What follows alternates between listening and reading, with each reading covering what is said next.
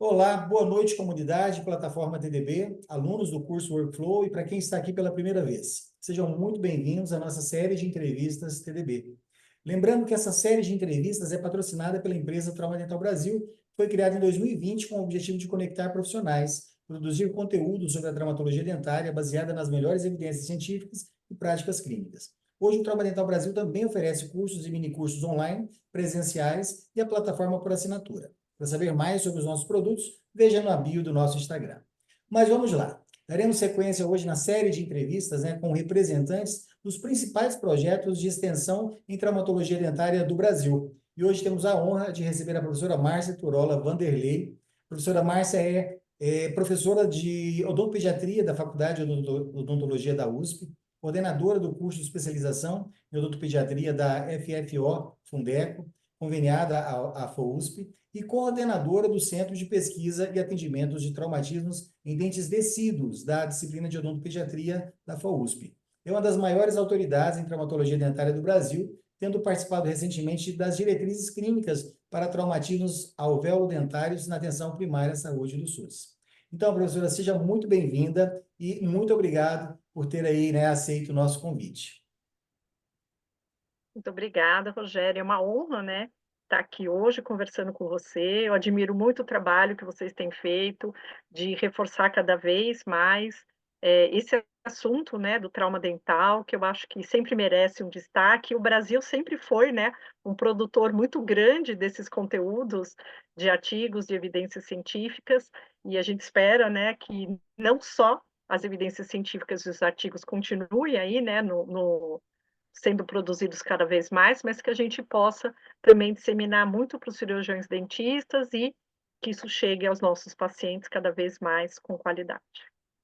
Muito bem, a gente conversou aqui rapidamente no início, estava conversando com a professora Márcia, falando da importância, que eu sinto e são os projetos de extensão, os projetos das universidades, que esse conteúdo que em muitas universidades, às vezes eles não têm uma completude, não tem um conteúdo tão amplo, tão necessário oferecidos, pelos cursos da odontopediatria, às vezes da endodontia, E às vezes falta algo ainda. E que os projetos eles trazem, essa possibilidade de você oferecer esse conteúdo com mais intensidade, mais volume de conteúdos aí, Então eu me lembro que quando eu estava, sou fruto de um desses projetos aqui na Universidade de Brasília, e uma certa vez eu me recordo, primeira vez que eu ouvi falar em revascularização, na endodontia, decoronação, tudo isso foi num projeto, Apesar de eu trabalhar o tempo todo com traumatismos.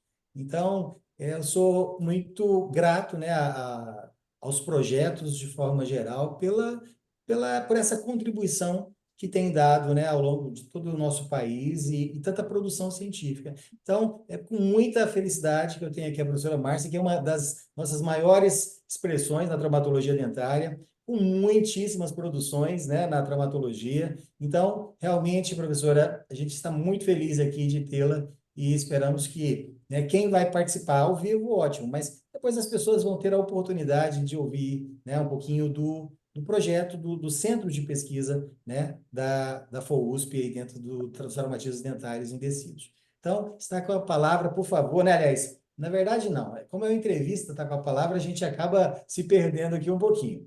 Mas, então, nós temos aqui algumas perguntas básicas que a gente vai estar fazendo para a professora. E, claro, que uma das perguntas, iniciais é quando e como surgiu o projeto, o Centro de Pesquisas, e há quanto tempo ele existe. Então, conta para a gente, professora Márcia.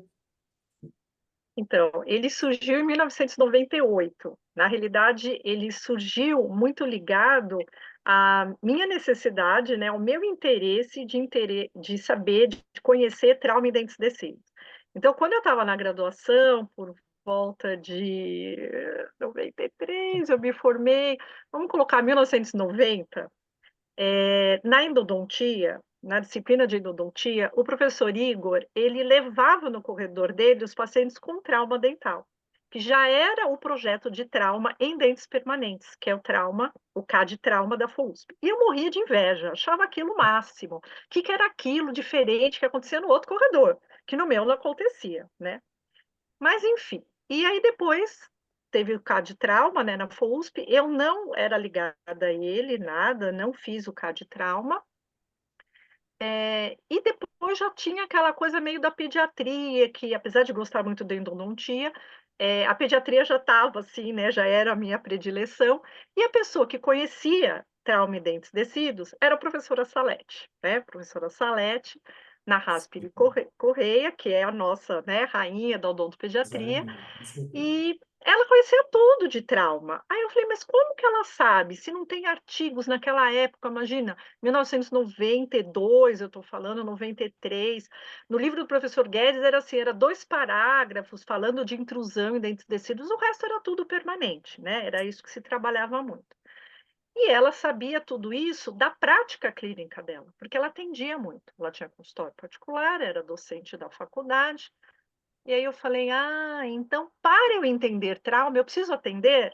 Ok, então vamos começar a ver, né, começar a perceber, começar a pensar". Aí eu entrei com isso eu entrei no mestrado, em 1996, e tive a oportunidade de ter a clínica liberada para mim, né, era integral de verdade, a gente ficava lá e eu comecei a atender, atender, atender, e aí, com isso, sempre estudando um pouco mais, tentando perceber, dar acompanhamento a essas crianças. Aí, quando chegou em 98, eu já tinha uns 200 pacientes, e aí eu não conseguia mais fazer os retornos sozinho. E tinha muita gente por lá, muito estagiário de outros, eh, estágios da odontopediatria que queriam conhecer o trabalho. Aí eu cheguei lá para o professor Guedes, para a professora Célia, que era minha orientadora, orientadora, e eles falaram: "Bom, ok, então pode ter estagiário", né. Aí eu comecei com o centro de trauma, então eu fui a fundadora, a professora Célia foi a primeira coordenadora, porque eu ainda era, né, aluna, e aí em Sim. 99 eu fui contratada como docente. E aí o centro de trauma ficou no meu nome, né, e é até hoje. Então ele começou realmente da curiosidade, eu não tive essa oportunidade de estagiar em nenhum local. Por isso que eu acho muito importante, isso que a gente conversou um pouquinho da entrevista, que o aluno tenha contato com isso, né. Independente dele gostar ou não, ele vem às Sim. vezes para o estágio, porque ele quer cumprir horas, porque é o primeiro estágio de repente que teve a oportunidade de abrir, né, as portas para ele. Eu consigo muitas bolsas relacionadas a auxílio para os alunos, realmente não é iniciação científica, são bolsas para manutenção do aluno na universidade, a gente faz projetos, e o aluno vem para fazer auxílios, então, ele nem sabe às vezes direito o que que ele está fazendo ali, e com isso ele vai Sim. inserindo na clínica, na odontopediatria, no universo da criança e do trauma. E aí, às vezes, isso leva ele à curiosidade, ele continua, né. Então eu tenho alguns estagiários que vieram, continuaram, fizeram odontopediatria e alguns seguiram a carreira de trauma, outros só seguiram a carreira da pós-graduação. Então eu acho importante, como você falou, né, que você participava, né, participou, teve a chance de participar desses projetos. Então, eu gostaria que tivesse um pouco mais na graduação a chance do aluno não só ter o trauma, mas dentro do atendimento global dele, né, ter conceitos mais fundamentados de trauma, de uma maneira geral, né, trauma de tecido, trauma de permanente, ou seja, que ele com um pouco mais de tranquilidade, na hora que ele faz um exame clínico, ele entenda de repente o que é um dente escurecido, o que ele Sim. está vendo numa radiografia que é uma atresia, uma lesão apical sem uma lesão de cárie. Então eu gostaria que ele tivesse um pouquinho mais de raciocínio, que eu brinco, né, que é pôr um olhinho ali, né, na engrenagem, Sim. que ele tivesse um pouco mais disso, para que ele saísse um pouquinho mais maduro, não digo só no trauma, né, de uma maneira geral, formado. Isso eu acho que é uma meta que a gente pode pôr dentro aí de toda uma graduação, independente dos traumas, né, dos projetos. É isso, né, professor? Eu acho que a ideia do trauma também, que mesmo que seria talvez interessante ter esse conhecimento para depois avaliar o trauma, mas o trauma te obriga, né, a a conhecer todas essas outras situações, né? Então, a gente, através lá das necroses, né, que você vai ter que estudar endodontia. Então, acaba você tem a obrigação de estudar, né, essa parte da endodontia, essa parte da dentística, né? Porque o trauma ele é multi, né, e transdisciplinar, né? Então, acho que quando você se envolve com trauma, você não tem muito caminho, você nem como tem para onde muito fugir. Você acaba tendo que estudar Sim, e vendo, e com vendo esses certeza. conceitos todos, né? Muito Sim, agora bem. na faculdade, eu acho que várias faculdades talvez já estejam passando por um processo de uma reestruturação curricular, que a Sim, princípio a gente fica um pouco assustado, porque tudo que muda, né, a gente fica mais assim, sim, mas, nessa reestruturação, talvez aquelas matérias sendo tão redivididas, né, como a gente tem, sim. a ideia é que elas se conectem um pouco mais. Então, quem sabe, nesse momento, o trauma, assim como outros vários assuntos que não são tão contemplados na graduação, eles passem, né, a fazer um pouco mais de Sim. sentido. Vamos ver como vai ser aí, como a gente pode se inserir. Muito bem. Então, de Não, 98, não, 98, 98 e oficialmente 99, 98. É, para agora, 2014, 2024, quantos anos 24. temos aí? Muitos anos, faz a conta aí, alguém faz a Mais, conta. mais de 20 anos. Mais de 20 anos. Mais de 20 anos. Então, é uma vida, né, professora? É uma vida É uma vida, de é um um projeto, né? amor. Eu brinco que é um amor que todo mundo sabe, fala assim: "Ai, a Márcia no trauma", né, é um amor, porque é o que eu gosto de fazer e, lógico, a gente faz outras áreas na odontopediatria, eu acho que, por exemplo, uma das áreas que tem muito a ver com o trauma, né, em dentes tecidos, é o atendimento do bebê, né, que é Tá? também uma grande paixão. E é o que a gente acaba vendo de um pouquinho de dificuldade nesse atendimento de qualquer profissional dentro, né, que vai fazer esse atendimento. Então não é tão fácil, né, além de ter Não é esses para qualquer desafios, profissional, né? Tem que ter um mínimo de não é. preparo. É verdade. Mas que ele faça um diagnóstico, que ele saiba encaminhar, pelo menos que ele não negue aquela situação, né, que a gente vê às vezes alguns profissionais negando, minimizando algumas Sim. situações, "Ah, não importa, não é isso", ou às vezes assustando demais aos pais. A gente tem recebido uns pais assim que, meu Deus do céu, passaram assim por a gente fala, uma via cruz que você fala: "Meu Deus, mas já passou por 4, 5 traumas, assim, que você fala: "Tá, calma", né, tipo: "Calma, não tem nada disso". E às vezes se confunde um pouquinho a atuação do clínico, né, Sim. como eu colocar do clínico geral, ou mesmo, né, do odontopediatra que às vezes não está tão familiarizado com o bucomaxilo, que o buco às Claro. vezes está, acostumado a esferas muito maiores de traumatismo, no Sim. sentido maxilomandibular mesmo. E aí Perfeito. quando ele vê o trauma dental, às vezes a coisa se confunde um pouco. Então eu já tive alguns casos que eles foram muito exagerados, né, colocado Sim. uma situação muito maior para o bucomaxilos, e na realidade eles eram casos super simples de ser resolvidos no consultório, sem Sim. nenhum problema, sem nada espalhafatoso, digamos assim. Claro, Então, claro. às vezes, essa relação com os colegas, de outras áreas, eu também acho bem importante que seja um papel que a gente possa trabalhar e estar aberto aí, de ambos os lados, né, para que a gente Claro. possa ter aí um pouco mais de informação. É, muito bem, acho que esse é o gancho, né? De falar, reforçar realmente essa. Eu estava eu falando com a Annelise Dyer, ela de Goiânia, professora Sim, Annelise, a gente falando que trauma, né? A gente precisa ter uma rede. Na verdade, quando a gente fala em trabalhar com traumatismos, né, professora? A ideia é a gente ter uma rede de apoio. Não dá para a gente poder fazer tudo o que precisa, né? Mesmo como odontopediatra, né?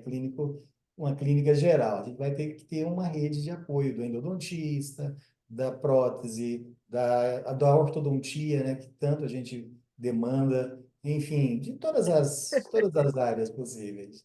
Né? Então, e aí, esse é aproveitando, né? No centro vocês têm essa rede? Não, não, eu vou ser sincera que essa rede ela é muito, é, ali eu vou muito atrás, não é uma rede natural, tá? Dizer Sim, assim, ah, a gente já tem pronto. tá, Isso é um dos desafios. Eu acho que uma das dificuldades maiores é a rede. Porque entendi. às vezes a característica do paciente, ele sai muito do que os cursos querem. Então, o curso da graduação não aceita um tipo de coisa, o curso da especialização também não quer um outro tipo de coisa. Então, às vezes, é a minha conexão que vai ali, né, ali o brasileiro com o jogo de cintura. Relacionamento Então, a gente pessoal. é o relacionamento com os cursos e, às vezes, enquadrando aquele paciente, vendo, né, mostrando que, por exemplo, você pega um dente descido que teve uma repercussão no permanente. O Sim, permanente vem com as suas características, mas com uma coroa muito mal formada, que já leva uma endodontia. Ele sim, já necessita daquela endodontia, às vezes próximo, né, logo sim, após sim. a sua erupção, um ápice aberto. Quem vai fazer aquilo, né? O odontopediatra não faz, a graduação Grande às vezes não, desafio. às vezes não faz. E aí você começa a mostrar o quê? Para o curso de especialização, que olha o diferencial que ele tem. A gente Claro, condiciona o paciente, eu mando um paciente bacana para eles, e quem pegar, pega o filé mignon, eu brinco. Então, eu acho que também vai essa coisa da gente saber trabalhar. A claro, ortodontia eu ainda acho que é o maior desafio mesmo, porque a gente tem as perdas, né, claro.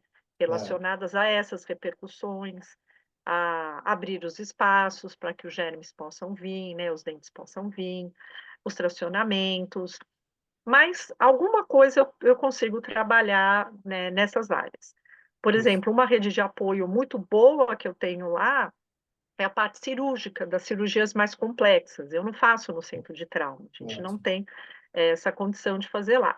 Então, o curso da própria fundação, com o professor Ricardo Fonoff, né, que aí é uma sumidade, um nome, para mim, uma referência, né, em cirurgia em crianças, Sim.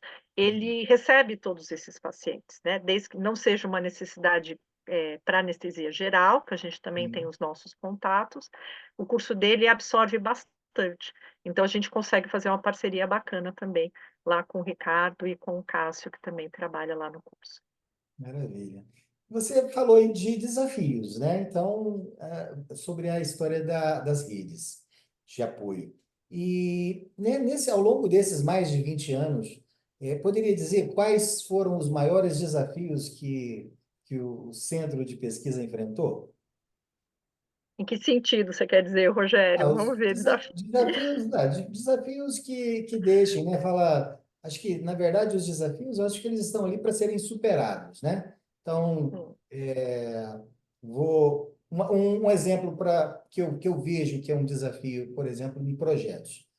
O atendimento dos traumas, eles não acontecem só no dia dos traumas, né? sim, Então, esse eu acho que é um dos grandes, um desafio quase que unânime. Então, os sim, projetos eles acontecem em dias determinados. E aí acaba não conseguindo estar disponível para situações de urgência. Então, esse é um exemplo, por exemplo.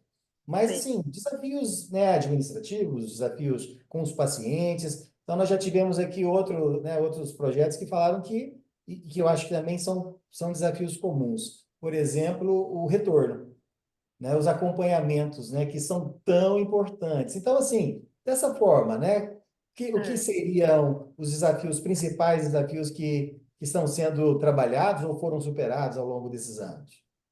Eu acho que assim, uma das coisas que eu preciso primeiro, né, antes dos desafios, é falar da tranquilidade que eu tenho de ter a oportunidade de trabalhar. Então, uma vez que foi me dada a oportunidade de montar o centro de trauma, né, estruturar o Sim, centro de trauma, sempre foi do meu jeito, né? Então, o que eu penso até para o futuro ele é baseado em mim, né? Todo mundo sabe que eu não estando ali, ele não vai existir. Então, isso é uma coisa ruim, mas vamos para a parte boa que eu estava querendo chamar a atenção. Essa liberdade que eu tenho de trabalhar. Então, eu posso fazer como eu quero, da forma que eu quero. Logicamente, dentro de umas limitações, você tem que fazer dentro da universidade, né? Dentro da claro. FAUSP. Mas eu tenho dentro do departamento da disciplina de odontopediatria essa liberdade de trabalhar com trauma Então, isso tem uma valorização. Com A certeza. dificuldade, como você colocou, de não funcionar todos os dias, isso é uma verdade. Então, a gente tem o setor de urgências. Esse setor de urgências, às vezes, não tem ninguém específico para odontopediatria, mas eles já acolhem, às vezes, esse paciente e já direcionam para a gente, então já dá uma ajudada. Sim. É, eu tendo a especialização, se eles vêm algum outro dia, eles deixam o nome na nossa secretaria, eu já vejo lá qual é a urgência detalhada, bebê, trauma recente, a gente, né, chama antes, e aí a gente encaminhava para especialização, já atendia lá, dependendo da faixa etária, bebê para cá, a maiorzinhos, né, vinha de manhã à tarde. O dia do trauma era terça e quinta, então eu já tinha 2 dias na semana. Então a gente ia tentando fazer uma administração assim. Perfeito. Os retor Hoje, depois da pandemia, né, antes eu atendia terça e quinta, por período, tinha muitos estagiários, era assim uma loucura. Eu tenho aqui, né, a Ju Kimura, que não me deixa mentir, a Andresa, né, vários estagiários que passaram por lá, eu via cerca de 20 pacientes, até mais do que isso, Nossa. passava do horário, atendia urgência, não deixava ninguém sem atender, era aquela loucura, né. Por que a gente fala em loucura? Uma loucura no bom sentido. Hoje, depois da Claro. pandemia, a gente percebe, né, que tem uma série de situações que precisam e precisaram mudar. Então, e nesse tempo que a gente passou sem atender, os retornos ficaram muito piores. Então a gente já tinha um E sistema de piorou a situação dos recuperação, retornos. muito pior, porque ou eles vieram e já observaram que não necessitaram de tratamento, que isso é uma verdade, né, Rogério? A gente não pode também achar que nós somos os maravilhosos, que todo mundo precisa da gente. Não, graças a Claro, Deus, claro. vários, né, um número muito grande, eu acho que vamos dizer assim, dos traumas que a gente atende, não caminham para repercussões de tecido, repercussões de Sim, permanente. Então, esses pacientes não retornaram. Ruim para as nossas pesquisas, que a gente precisa ter sempre os 2 lados. Às vezes de um trauma mais leve, uma repercussão leve, que a gente gostaria de ter o registro. claro. Os traumas mais severos, nesse tempo maior, eles precisaram buscar de alguma maneira esses atendimentos. Talvez, né, ao meu ver, talvez não foram atendimentos tão, conservadores como eu sei que a gente acaba fazendo. Então, isso já aconteceu de a gente conseguir retorno, e aí ver que foram extraídos, às vezes, repercussões de permanente que a gente não teria extraído, por exemplo, no centro de trauma. Então eu acho que já era um desafio, mas a gente conseguia mandar carta, no tempo das cartas, né, depois entrou aquela coisa dos e-mails, depois o WhatsApp, né, que a gente chegou a pegar um pouquinho, e aí com a pandemia deu aquela queda, né, bastante. Então a gente, eh, liga para os pacientes e eles falam que não precisa voltar, porque eles não sentem essa necessidade.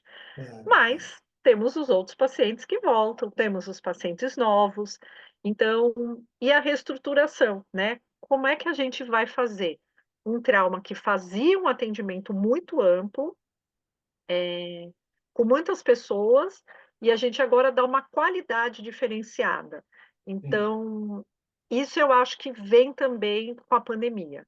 Essa coisa que você muito trabalhou, que a gente já discutiu também um pouquinho, né, eu te perguntei já em outros momentos, como era trabalhar com a distância, então a gente né, você trabalha muito mais do que a gente com isso, mas a gente poder fazer um vídeo, da gente poder pedir uma foto, da gente hoje, por exemplo, eu faço uma triagem, que não é o paciente vindo para eu poder ver ele, porque às vezes chegava era cárie, e cárie não Sim, é o foco do atendimento, sim. né, chega lá com toda a destruição anterior e fala que foi um trauma. Não, aí eu já deixo esse paciente direcionado para o atendimento de bebê.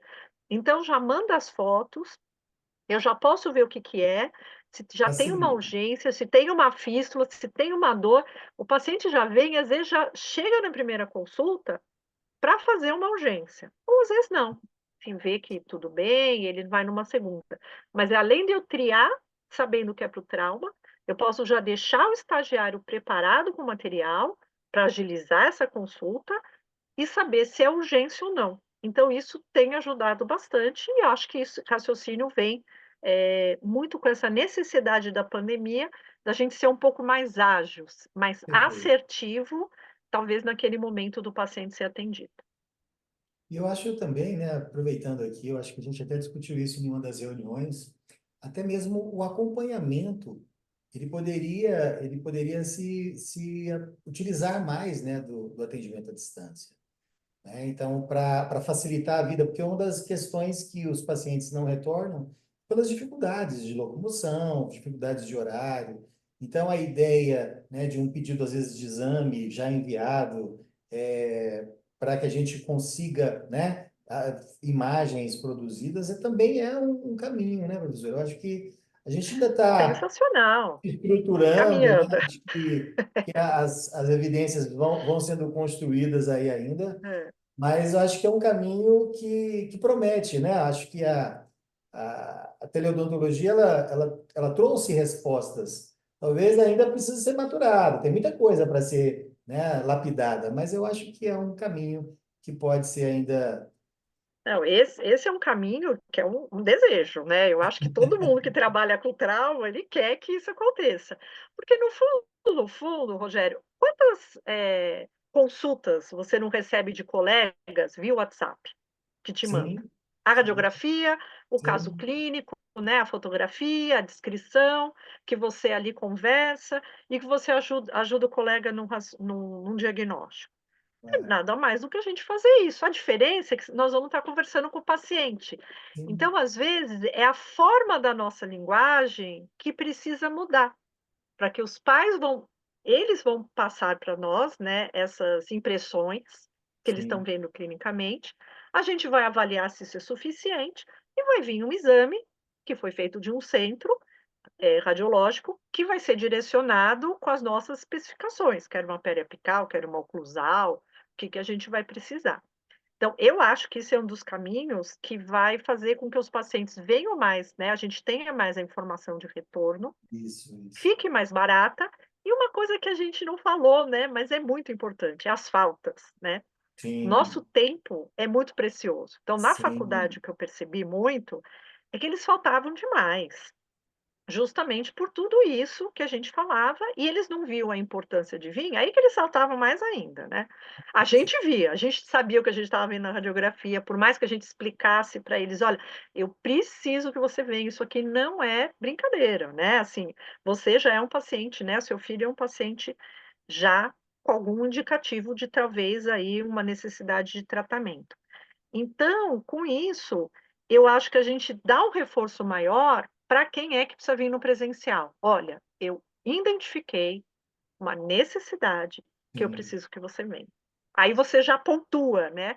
E com sim, isso, eu tenho visto, né, dessa coisa de eu já fazer a triagem via WhatsApp, o paciente já saber eu não faço consulta via WhatsApp, tá. Eu é, faço só a identificação da via foto que o paciente sim, mandou, eu mando para a mãe um texto, eu sei da história, e aí eu marco para ela já, né, se é próximo, presencial. se é mais ou não. E aí também eles acabam tendo o retorno para poder falar comigo, alguma coisa assim. Claro. Por hora eles não têm, tá numa escala bem menor do que era antes. Ninguém tem abusado, tem ficado tudo tranquilo. Mas e eles estão faltando bem menos, bem menos. Então a Maravilha. gente tem otimizado bem o tempo, eu acho que tem na clínica.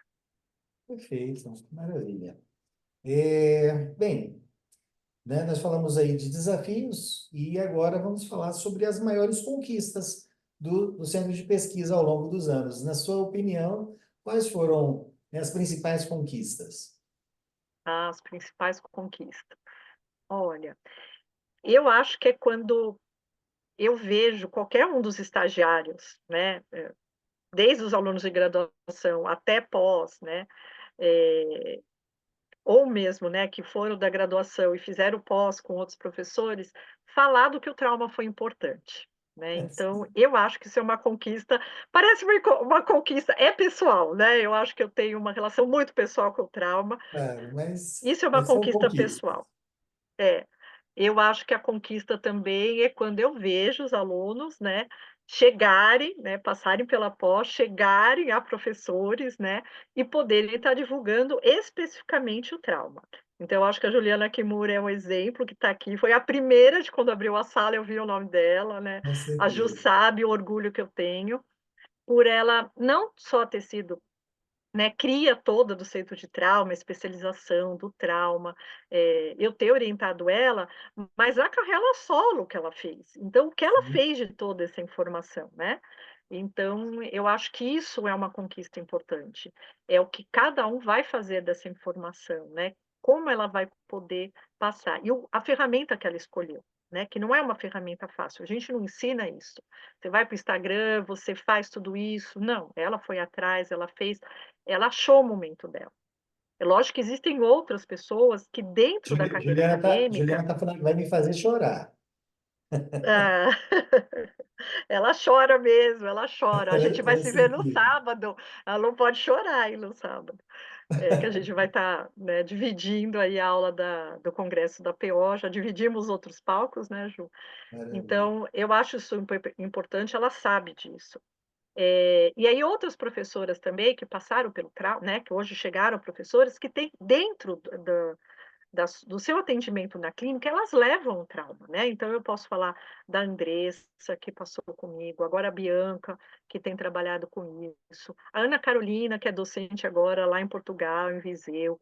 Eh, Elas levam dentro dela toda essa característica realmente do trauma, que elas vão poder estar passando em qualquer momento que elas forem estar dentro de uma graduação, dentro de uma pós-graduação, uma especialização, elas têm como levar isso adiante, né? Gabriela, Juliana, não vou lembrar de todo mundo, Juliana, depois o pessoal vai ficar, você não lembrou de mim, lembrou aqui. Mas, assim, tem muitas pessoas, obviamente, que passaram, são docentes hoje, e que a gente, com certeza, é, sabe que estão aí contribuindo, né? Hoje a Andresa está aqui, que é minha aluna de doutorado, né? A gente está trabalhando, a Mariana, que também está entregando tese agora, então a gente sabe o quanto que isso também serve para as vidas delas. E o que a gente tem realmente de produção do que a gente consegue fazer. Eu não sou uma pessoa que publica muito, tenho um pouco aí de dificuldade nas minhas publicações, mas tenho feito parceria, né, o reforço dos meus alunos de pós, dos meus ex-alunos de pós, e do professor Fausto, que a gente tem trabalhado bastante, Fausto Mendes, lá da faculdade, para poder entender um pouco mais como que esses dados podem ser trabalhados, porque eu tenho dados de 3.000 pacientes. O que você faz com dados de 3.000 pacientes? É muita coisa. E aí, como utilizar esse dado, tanto cientificamente, né, para que direção você vai levar eles, e também eu gosto muito do que isso pode significar para a clínica, do que chega na clínica, do que o clínico pode usar. Então, Rogério, a gente participou, né, de um trabalho para o Ministério da Saúde, né, de discussão do IADT, mas com especialistas. A gente sabe que as normas do IADT são feitas por quem? Por especialistas trabalhados na melhor evidência. Mas a Sim, gente sabe que as evidências em dente de tecido, elas não são as mais altas, né, dentro da cadeia, né, de evidência científica. Então, ainda fica muito na mão de especialistas. E foi isso que a gente acabou fazendo aqui, e acabou até discutindo alguma coisa que talvez as normas do IADT não tenham a mesma forma de serem utilizadas aqui no SUS, porque cada um tem a sua construção de atendimento. é Então, verdade. isso que eu acho importante, a gente entender para onde que a gente está falando, para onde que aquela informação poderia funcionar, né? Então, eu acho isso um Para trabalho bem... botar essas informações para Pode jogo, falar. né? Para quem está lá na ponta, né? Ah, você vê, isso foi Porque, incrível, afinal, né? eu acho assim, a gente tem aí tanto destaque nas nossas publicações, nos rankings, né? O Brasil se destaca, mas acho que precisa jogar isso dentro, né, dos atendimentos do dia a dia, que talvez sejam mais diferenciados em consultório particular? Eu não sei, não tenho esse dado. Talvez no SUS tenha, talvez em algumas localidades. Então, eu acho que é importante que a gente ponha isso sempre mais direcionado né, para onde a gente quer que isso seja alavancado um pouquinho.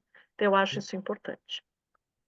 Muito bem, muito bem. Mas sobre isso, né, essas publicações, fala um pouquinho das publicações aí que o projeto já fez e que tá alguma coisa em andamento. Ah, pode compartilhar com a gente alguma desses? Ah, posso. Não, a gente pode falar um pouquinho.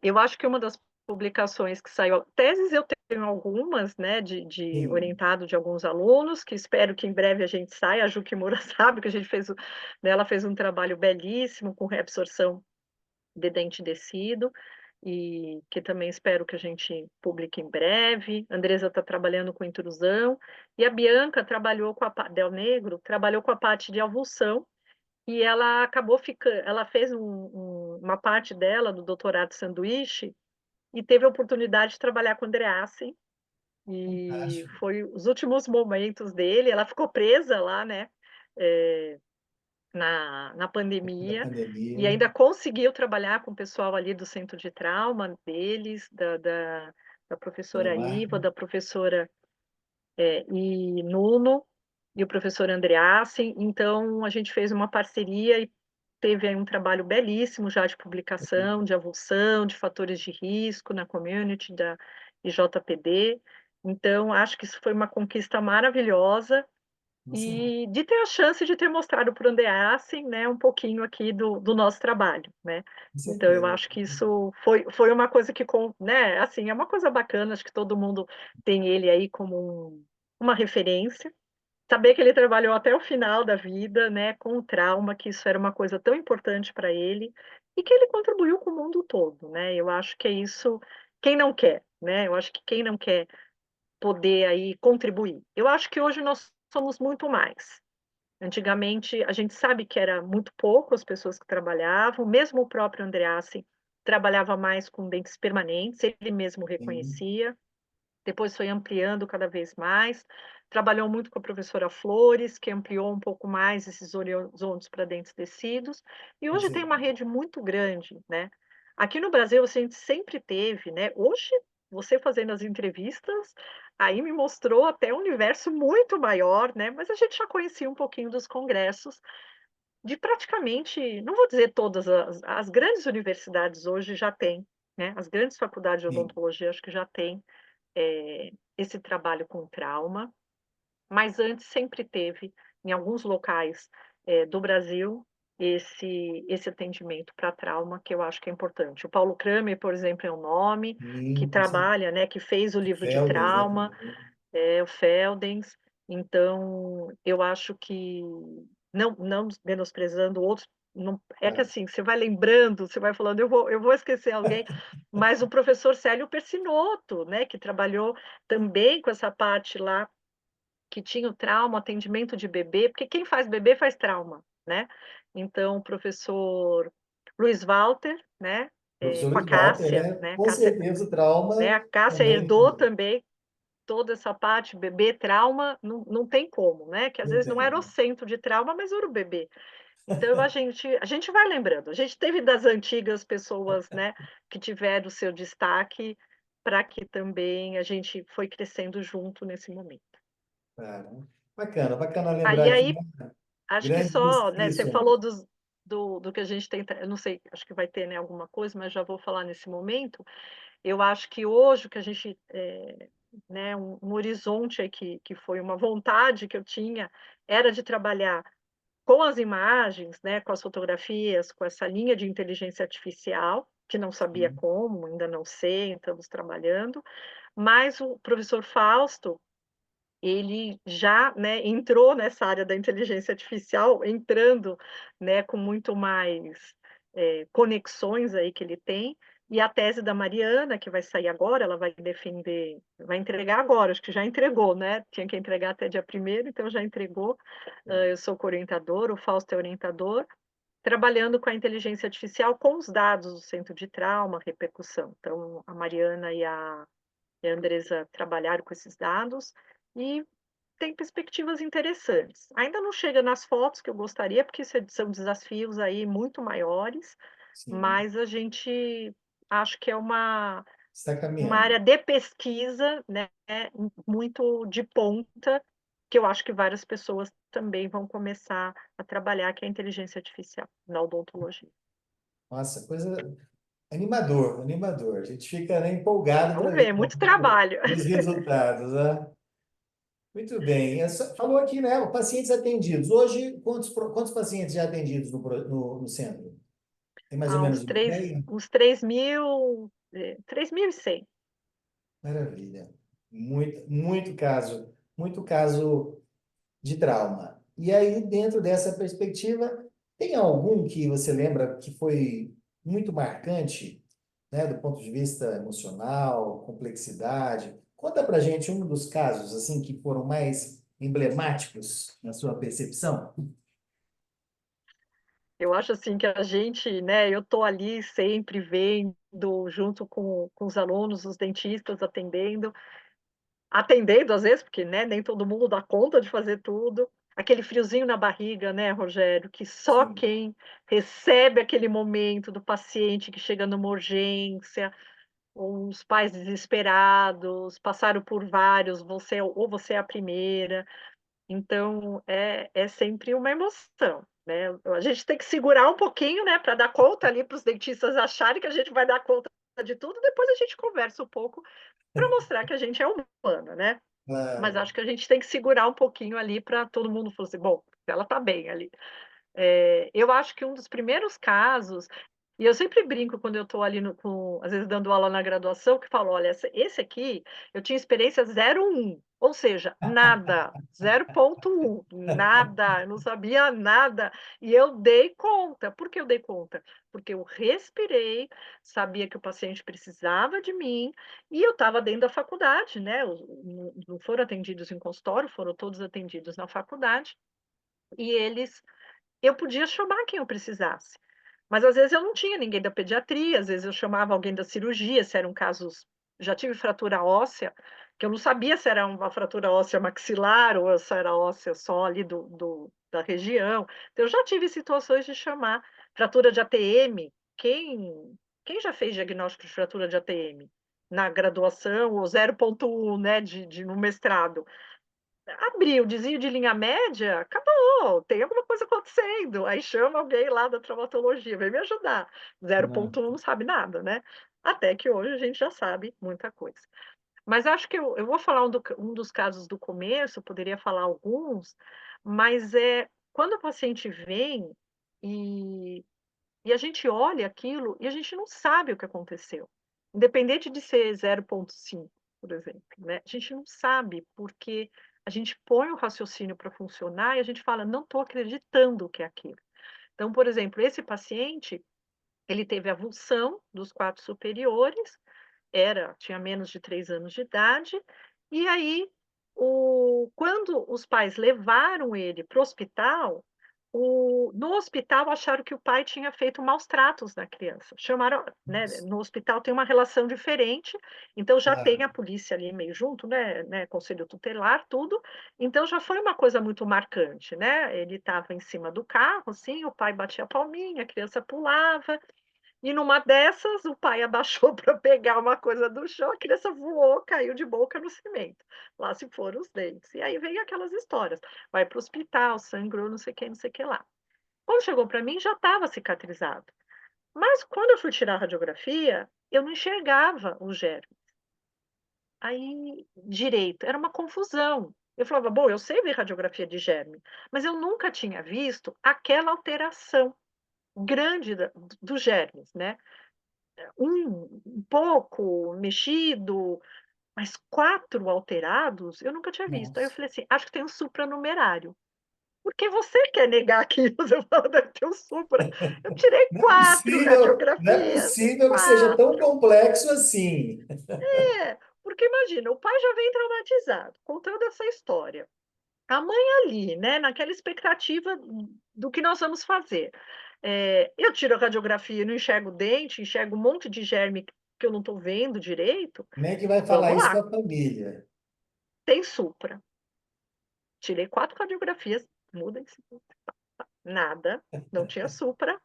eram os germes todos mal formados.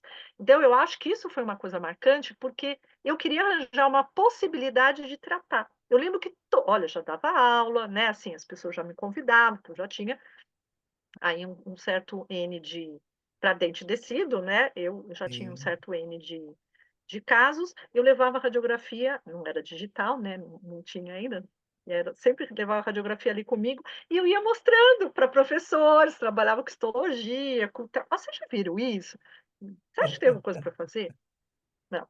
E aí foi o que aconteceu, né, essa criança, ela acabou não tendo os 4 germes do permanente, um foi um cisto, que precisou ser removido, e a mãe, cada vez que acontecia alguma coisa, eu ia explicando para ela que não ia se formar.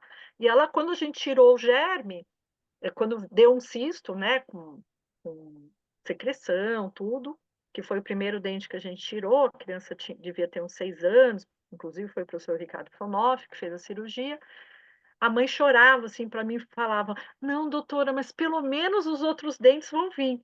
Aquele dia, Rogério, quase eu chorei com ela. Eu Meu tive que me Deus. segurar, porque eu já tinha falado para ela que não ia ter o que fizesse, né, não tinha um milagre. Então eles eram um tipo odontoma, muito mal Sim. formado, não tinha o que fazer. E aí, a gente esperou o máximo que a gente pôde para ver o quanto se formava, e aí precisou até fazer com anestesia geral, que a falta de inexperiência também levou um pouco a Sim. esperar tanto para fazer a remoção. Eu Claro. acho que tem momentos que a gente precisa admitir que não dá, não dá, e faz a extração, né, e até precisou fazer com anestesia geral. Então eu vou colocar esse como o maior desafio, que envolve a Nossa, parte familiar, com o certeza. diagnóstico e, às vezes, a repercussão. E aí ela colocava que o paciente dela, eu lembro que ela falava assim: "Ai, mas ele não vai casar". Eu falava assim: "O que tem casar a ver com dente e Deus. com as eu falei assim: "Nossa, é muita coisa para o coitado do menino que era feliz, alegre, contente". Ele é um paciente realmente muito carinhoso e que eu acompanho ele. Ele, antes da pandemia, foi um dos últimos pacientes que eu tirei foto. Na nossa última clínica de dezembro, ele veio de retorno, eu tenho uma foto com ele. A gente teve mais algumas clínicas até março do ano da pandemia, mas em dezembro foi um dos últimos pacientes que eu tirei, né, quando é maiorzinho, eu tiro foto com eles de pé, a mãe quer, essas graças que a gente faz. Mas Legal. é uma Mas, emoção, às mas um vezes, ter um caso paciente acompanhado. é um Pode caso falar. emblemático por todos os aspectos, né? É. Eu acho, assim, Funcional, que tudo que a gente acompanha complexidade. tudo que a gente acompanha por muito tempo e segue, né, os desafios, então casos de implante, casos Sim, de próteses, o atendimento dos bebezinhos, aquele sofrimento dos pais e depois aquela coisa da criança ficar bem, dos pais ficarem bem e da gente saber que fez um bom trabalho, sim. a gente poderia ficar horas, né, eu e você aqui e vários que estão aqui Muitos conversando, casos, com muitos certeza. casos. Legal. Tudo bem, realmente impressionante. E ações que estejam agora, mudando aqui um pouquinho, né? Ações que estejam em desenvolvimento no momento. Mas o que Então, que... no momento, o que eu estou tentando fazer é acertar mais essa parte, do não presencial, Sim, né, então esta é a vontade de trabalhar com não presencial, certo. não deixando de ter a relação, né, quer dizer, Claro, o claro. que vai ser? Vão ser as plataformas de telemedicina, né, teleodontologia, como a gente vai fazer esses registros, como a gente trabalha com isso, os retornos para que eles não precisem ser presenciais, mas a gente não perca esses dados. Sim, Se esses diagnósticos, né, Rogério, se eles são fidedignos, porque a sim, gente sabe, por exemplo, de trabalhos na dermatologia que eles têm um alto índice de diagnóstico à verdade. distância. Eles são sensacionais, é Sim, muito alto, né, o que é feito. Na oftalmologia também é muito alto.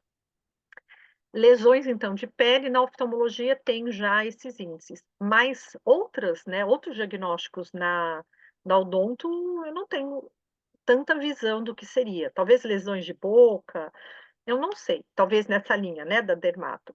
sim, Mas eu acho que a gente, a princípio, a gente pode trabalhar no micro, né? Porque aí a gente sim, pode trazer o paciente para o presencial. Então, trazendo o paciente, fazer esse comparativo, né? Do presencial com o paciente à distância, para ver se a gente está conseguindo acertar. E aí também a gente pode fazer esse paralelo com o dentista. Então, a gente tem o paciente com o responsável e o dentista. Eu acho que essas duas linhas. O dia da manhã, eu estou fazendo um atendimento de um paciente que mora em Brasília, você está fazendo em São Paulo. Ou nós estamos trocando informações e estamos fazendo um triângulo, eu, você e o paciente, né, o responsável, mas com evidência científica, né? Não que a gente não possa fazer, sim, mas aí a gente vai ter um acerto maior, eu estou dizendo, baseado um pouco em claro, ciência, claro. que essa é uma vontade inicial, que eu estou tentando acertar e como é que a gente desenha tudo isso. E depois continuar na área um pouquinho da inteligência artificial, sem É, tentar, né, sem esquecer a clínica, que a clínica é a clínica, né? Ir para a clínica, vivenciar a clínica, esquecer as pesquisas, esquecer tudo, às vezes é isso que acontece, você vai lá e acabou. A clínica, ela não é a pesquisa. sim, Na clínica pode ter a pesquisa, né? A gente trabalha, é por exemplo, com aplicado. algumas pesquisas de qualidade de vida, questionários com os pacientes, mas tem hora, né, eu não estou prestando Mas atenção sabe, nisso, o sabe aluno assim, que vai atrás, eu estou na clínica, eu quero saber do paciente, então quando viu: "Ai, esquecemos de tirar aquela foto". Ai, isso é uma coisa que eu queria ter alguém, assim, que só fizesse essa parte para mim, só se preocupasse em registrando tudo. gerenciar, sabe. "Olha, tira a foto, esqueceu disso, esqueceu daquilo", porque eu faço tudo um pouco, né. Então eu queria ter alguém que gerenciasse para mim, eu idealizava vem de gerenciar, eu venho curtir, né. Te Falei que se eu ganhasse entendo. na loteria, ia continuar trabalhando, ia fazer isso, sabe, ó, só ia fazer isso. Muito bem. Você falando aí disso, né? Quando a gente vai para a clínica, mas assim, eu me recordo bem, a professora Maria Tereza Flores esteve em 2010 aqui em Goiânia, lá em Quem? Goiânia, né? Desculpa, não Sou de escutei. Goiânia, por isso que eu falo aqui em Goiânia. Oi? Não, mas aonde que você falou, quem veio? A professora Maria Tereza Flores veio num, Sim, num congresso, né, de odontopediatria em professora Flor, Goiânia, e sim, aí ela apresentou o protocolo, na época era de 2010. Então, sim. naquela época, os protocolos, eles tinham, né, baseado nas evidências da época. E aí a gente fazia muita contenção, em subluxações, por exemplo. E aí eu me recordo que ela deu a aula dela, e aí no final ela falou: agora eu vou apresentar para vocês algo que não ainda, né, dos nossos protocolos, mas possivelmente vai mudar um pouco os nossos protocolos. Ela mostrou, né, casos onde que você ia desenvolvendo, comparando casos que tinham contenção e casos que não tinham contenção, né, na dentadura decídua, e com resultados muito semelhantes, né? Então, essa história, né, da aplicação da, da academia, né, dos artigos, dos protocolos, na nossa vida, né? Então, meu Deus, como eu sou grato aos protocolos, Marcelo. Como eu sou grato, porque, então, assim, você tem um serviço de urgência, né? Nós temos um serviço de urgência desde 2003, então eu sempre tive esse suporte, né, dos protocolos e para poder estar tomando decisões clínicas, né? Nessas horas é que a gente também vai vendo os gaps que nós temos, né, nos protocolos. Então também vai ficando em E aí que eu evidência, acho que né? isso é importante, né? Você falou, Né? olha, ela já tinha um protocolo que ela apresentou, aí ela já Sim, tinha uma visão, certo? sim, Com experiência clínica. É a mesma sim, coisa. Hoje já tem um outro protocolo, que sim, também foi discutido por clínicos, que eles também não acertaram, né? Eles também não entraram sim, no consenso 100%. sim, É, você segue o protocolo, mas você também tem o seu olhar. Aí você anotando aquilo, depois de um X de casos, você vai falar, eu já posso mudar o protocolo, né? Aí você chega lá exatamente. também com essa contribuição, quer seja na discussão do próximo protocolo, quer Claro, seja fazendo um artigo, artigo, sim, aplicando na sua clínica. sim. Então, isso também eu acho que é uma maneira que você comentou muito interessante, viu, Rogério? Muito interessante do olhar daquilo que às vezes a gente não concorda com o protocolo, que a gente tem uma outra experiência no seu atendimento, eu no meu atendimento. É mostrar qual é, ou o que É que assim, poderia contribuir. com Isso é certeza. bacana, isso é Muito bacana. bem.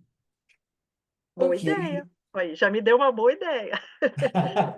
Ó, desafio para os meus próximos alunos, olha lá. Olha aí, olha aí. Pois bem, então, e o centro? Como é que funciona o centro hoje? Como é que é os dias da semana? Quantos atendimentos são realizados? Quem é que manda os pacientes para vocês? Como é que funciona hoje? Então, ele tem portas abertas, né? Ele pode ser encaminhado, não é regionalizado por quem quiser. Então, hoje a gente tem, ele não é procurado diretamente, né? Porque as pessoas não sabem que o centro existe, né? Eles sabem que a FOUSP, a Faculdade de Odontologia, existe. Então, eles Sim. chegam ali, se eles chegarem direto, eles vão ser atendidos pela urgência. E se eles ligarem, porque é isso, às vezes eles passam num posto de saúde, não é atendido, e aí eles reportam à faculdade. E Mas aí, se é criança, o centro de saúde não encaminha também, não.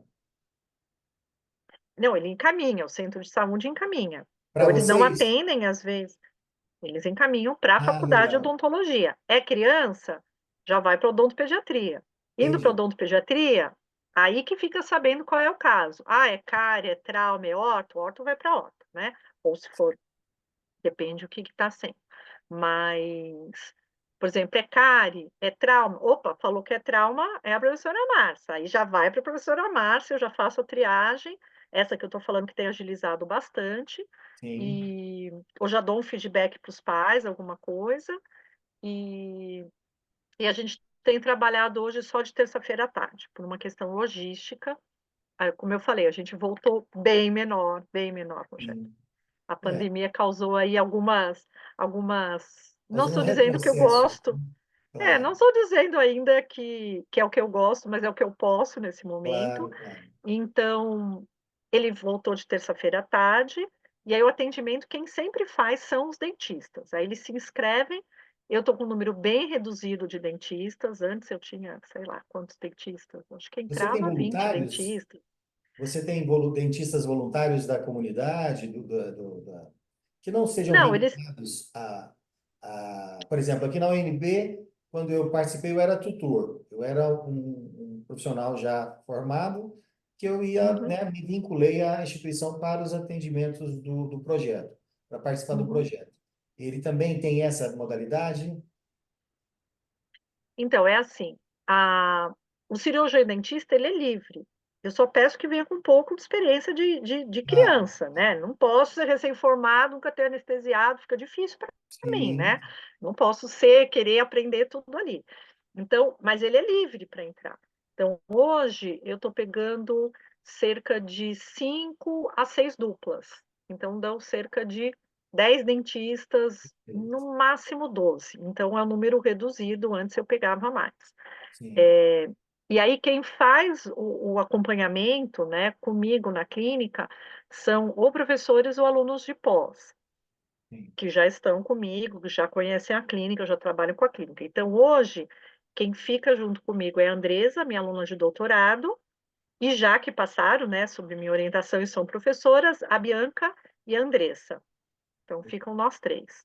E aí eu tenho alunos da graduação, que são da graduação, que se inscreveram porque eles querem, ou que faz parte, que ganham bolsa para estar no centro de trauma. E aí eles acompanham, se está no final do ano, né, se está nos últimos anos, consegue fazer alguma atividade, pode fazer uma orientação, uma profilaxia, às vezes até uma extração, pacientes maiores, né, que eu digo lá pelos maiores, quer dizer, uns 6 anos, né?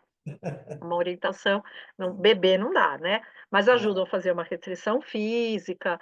Então, eu acho que tem uma junção de coisas. A gente tem funcionários da clínica, né, que dão todo o suporte, o apoio, e da nossa clínica específica, né, que faz todo esse direcionamento. Tem a Ana e o Antônio que né, recepcionam os pacientes, anotam tudo no telefone, são os secretários, e a técnica Fátima, que trabalha com a gente na clínica. E, Então, e esse tem um tele... certo suporte dali. ah, Uhum. e esse telefone, esse contato, tem um WhatsApp para você, para poder eles... Então, eles usam o telefone da disciplina mesmo. E da aí tem o disciplina. WhatsApp de lá. Então, às vezes eles ligam, Perfeito. aí eles falam, manda no WhatsApp, aí manda com foto, manda com esses dados. Porque é Entendi. para ter um pouco De de controle, né? controle ainda. E Perfeito. aí também, né, você falou até em algum momento, né, que a gente não está aberto todo dia, uma das vontades realmente é essa, a gente poderia ter atendimentos à distância, sempre, Sim. né? E aí rodando nos profissionais que fossem mais treinados para isso. Porque às vezes a mãe só precisa de um acolhimento, não morder na região anterior, fazer uma limpeza Sim. da área, e aí a gente já marca para a próxima clínica, né? E já tem um ganho, Então, né? E já tem um avanço avulsão. para não prejudicar interferir no prognóstico, né? Já tem É, vantagens. por exemplo, o que você faz no caso de avulsão indecisa? Você não vai reimplantar. Então a criança já aconteceu. É só acalmar a situação, não é verdade? Calma, né? Faz aquele papel do calma. Agora você vem com a gente depois. E às vezes eles estão mais ansiosos para chegar na gente.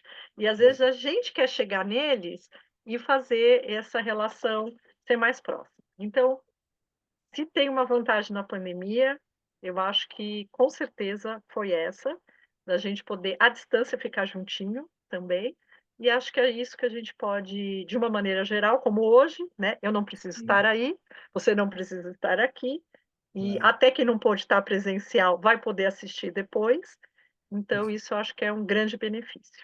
com certeza. Pois bem, eu acho que eu ia perguntar sobre sonhos e objetivos futuros, eu acho que já deixou claro, né? Então, Já respondi, esse é o já sonho, chegar finalizou, pertinho, né? chegar junto. É Além isso das aí, é isso pesquisas, aí. é chegar Estarmos mais junto. disponíveis, né? Através, talvez, da teleodontologia, que pode contribuir tanto. Sim, com certeza. Bem, quero dizer que foi, né? Não vi o tempo passar, nós já passamos aqui de uma hora, né? Foi um Sim, bate-papo muito agradável. Você é muito simpática, né? Eu espero muito conseguir, obrigada. né, ter a oportunidade de a gente conversar pessoalmente, né? Acho que tenho um projeto que ainda estou organizando. Eu gostaria de fazer uma visita nos projetos, né? Fazer uma visita, filmar e tal, e trazer essa humanização, né, para as pessoas conhecerem, né? Então, no futuro aí, quem Será sabe a gente bem-vindo, consiga realizar esse projeto. Te agradecer será muito e muito te deixar bem-vindo. aqui as últimas, né, as palavras aqui para os finalmente aqui, para a gente ir encerrando. A sua palavra, professora Márcia. Obrigada, Rogério, será bem-vindo na visita. Espero também entrar mais em contato aí com o seu trabalho. Será um Por outras prazer. questões pessoais, não tenho conseguido acompanhar, mas sei que você tem brilhado muito nessa área, com muita competência. E o que eu poderia dizer de palavras finais, eu acho que a gente tem que saber atender muito bem nossos pacientes, acolher a família, e que quanto mais a gente estudar e mais ter essa relação com o trauma, eu acho que mais tranquilo a coisa flui. Então, põe um olhinho na cabeça, estudem, raciocinem, traga radiologia, traga histologia, olhem, né, com mais cuidado, namorem as radiografias, não usem tecnologias excessivas, que às vezes elas não estão com a resposta. A Perfeito, tomografia não é, às vezes, a resposta. A resposta perfeito. está dentro da nossa cabeça, dentro de um exame clínico bem feito, dentro de uma palpação, dentro do exame clínico e radiográfico, que a gente saiba identificar. E tentando ser conservador, mas quando não der, a gente tem que oferecer o melhor para o paciente e para a família, escolhendo, né, e proporcionando, né, ajudando eles nessa escolha, mas também respeitando o que é possível ser feito para cada situação. Ah, Então, fica perfeito.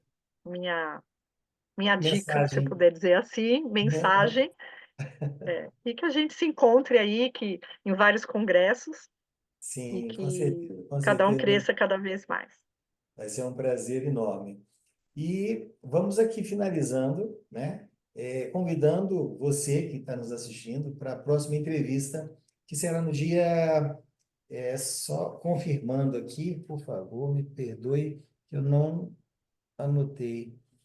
Eu acho que eu não, eu vou divulgar, né? Vai ser agora em agosto a data, quando receberemos o professor Fábio Luiz, que é coordenador do projeto Traumatismo Dental, Conhecimento, Ação e Mudança da Realidade da Universidade Federal da Paraíba, né?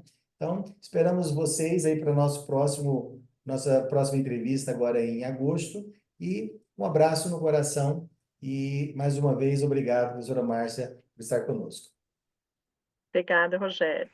Grande abraço, até Tchau. breve.